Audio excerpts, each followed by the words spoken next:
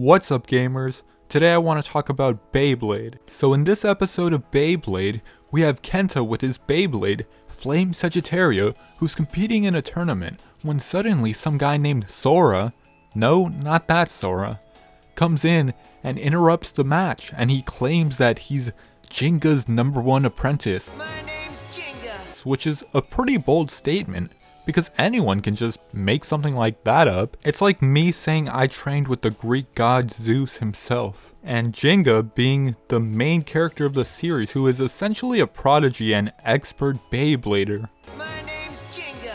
Next thing you know, he was just trolling, and we find out that he's just some Gingka wannabe, and everyone laughs at him because Sora tries to copy Storm Pegasus' special move and fails miserably. We later see Sora's anger and frustration because he's trying so hard to be someone else.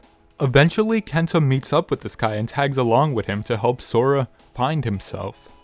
The episode then touches upon the topic of comparison and why you should avoid doing that. Here we see Kenta, who shows off his special move to Sora and suggests that there are only things that Cyber Pegasus can do that others can't, which implies that all Beyblades and people are different. Sora is in awe and eventually realizes that if he just tries to come up with his own special move and battle style, then he won't necessarily have to catch up to this already perfect Beyblader. Later on, we see him show off his newly original special move, but he still loses his competition. Though he doesn't let himself get discouraged that easily, he then chooses to continue to find his true identity as an individual, and walks his own path. A few episodes later, we see him again, and things are a little different now. He loses a match, and then he eventually later redeems himself with the help of Gingka. My name's Gingka. And things are all fun and games. Finally, he meets his idol Gingka, and gets inspiration to surpass him, rather than becoming a carbon copy of him. Although we never get to see much of this guy ever again, he does make a few cameos in the series which show that he's improved as a blader, but that's about it, unfortunately. However, it's still a cool little message when you put it into perspective. So I kinda just wanna add a few things here and there and just say this: nobody is perfect. You might not be good at one particular thing, but that's okay. Surely there are other things you are good at, and if not, just focus on one thing you love and try to improve on that. Here's an example. Professional basketball players aren't good at football per se, but they're really good at basketball, and that's all that matters. They only need to be good at one thing, and that thing is something they truly love. Now, I forget where this is from, but I know it has to do with singing. There's like someone who wants to learn how to sing and they want to sound like Beyonce.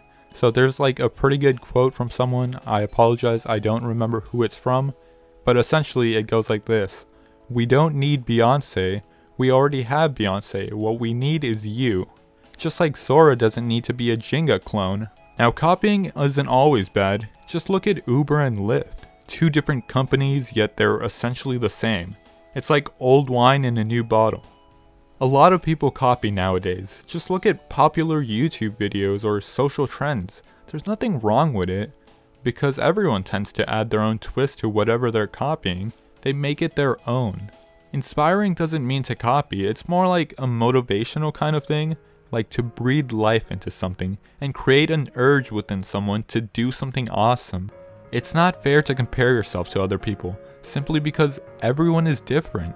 I know it sucks, but the cold hard truth is that there's usually always someone that's better than you. There's nothing wrong with being influenced by someone or something. In fact, the word influence itself means to have an effect on the character, development, or behavior of someone or something, or the effect itself.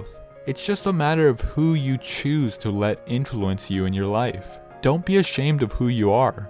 When we look at people who are better than us, we automatically define ourselves as less than them. And that's not really a good thing to do, because I believe it's a horrible mentality to have. It's bad to compare yourself to other people because everybody else is running a different race than you are. At the end of the day, you should only be comparing you to yourself. strive to become the best version of yourself. And no, there's nothing wrong with admiring other people. I'm not necessarily saying that you should be satisfied and content, or that you're not allowed to complain about something you're not the best at yet. If there is something you know you can improve on, then work hard towards that goal. Make little improvements every day. Look at Goku. He's never satisfied. He trains every day. He has no end goal. He'll train until the end of his life. Think about it like speedrunning. While yes, everyone is trying to reach a world record, the more important thing is beating your own record. One thing you can do that may help is to set SMART goals. Specific, measurable, attainable, relevant, and time-based. It's an acronym. So make sure your goals are realistic and attainable. Usually success doesn't happen overnight, so don't make up some ridiculous goal like, I'm going to be the best Fortnite player in 1 week. Because next thing you know, you begin to feel sad after that 1 week has passed. You're still not the best at Fortnite because you were only able to improve so much within just 1 week. It's a really bad feeling because essentially you were so fixated on this one goal and you essentially told your brain that you were going to do it, and when you didn't do it, you suddenly become sad and just feel that way. Another example I like to use, which may or may not be the best example, is Batman. I know it's kind of weird, like look at Batman with the money, fame, and badass lifestyle. He's pretty much got it all for the most part, but that's not where I'm trying to get at. Listen, I love the Arkham games because they're fun and provide a cool story, but also because it shows that there are only certain things that Batman can do. I mean, Superman can't sneak around as well as Batman, or maybe he's not as smart or competent. And another thing, while it might sound a little silly at first, just hear me out. Batman isn't insecure about himself. I mean, he hangs out with superhumans and strength-wise he's outmatched compared to most of them, but he knows his worth and how much value he brings to the team, despite, other things. And one more thing about Batman, there have been many actors for Batman, but they're not all the same. They each handle the character differently and add their own creative twist to it. But it's okay to be different. Sometimes people get tired of the same thing over and over again. Anyways, I know I'm kind of just rambling on, but this is what I took from the episode. And so yeah, that's about it.